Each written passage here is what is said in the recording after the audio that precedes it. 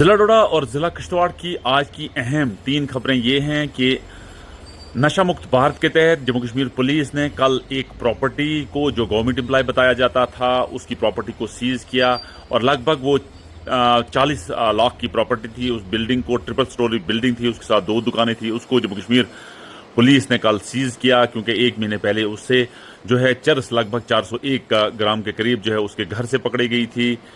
और उसके बाद जम्मू कश्मीर पुलिस का आज भी ये ऑपरेशन जारी है। जम्मू कश्मीर पुलिस का ड्रग मेनान्स के खिलाफ, ड्रग ट्रेड के खिलाफ जिला डोडा में जारी है। और आज की दूसरी बड़ी खबर यह है कि जिला डोडा के भलेसा इलाके का एक स्कूल जो हिमाचल बाउंड्री पे है, जिसका नाम गवर्नमेंट हाई स्कूल मनो है, उसमें लगभग 300 के करीब बच्चे हैं, 3 रूम्स हैं और 10 के करीब टीचर्स हैं, उस्ताद इकराम है। वहाँ लोगों ने और बच्चों ने गवर्नमेंट से एक मौदबाना गुजारिश की है, एक पोलाइट अपील की है कि वहाँ बिल्डिंग दी जाए, क्योंकि उन लोगों का वहाँ कहना है कि जब बारिश आती है या ज़्यादा धूप होती है तो हमारे बच्चे और बच्चियों को छुट्टी दी जाती है, या तो उन्हें घर भेजा जाता है। जब ज़्यादा धूप होती है, वो धूप में जो है किसी दरख्त के नीचे उनको पढ़ाया जाता है। ये आज की दूसरी बड़ी खबर जिला डोडा से ये है। और आज की तीसरी बड़ी खबर ये है कि डीसी किश्तवाड़ जो पंकज शर्मा हैं, उन्होंने एक बस का इनॉग्रेशन किया जो यात्री को अब किश्तवाड़ से चशोती मचेल पाडर तक ले जाएगी और वहां से जो है वापस उन यात्री को जो है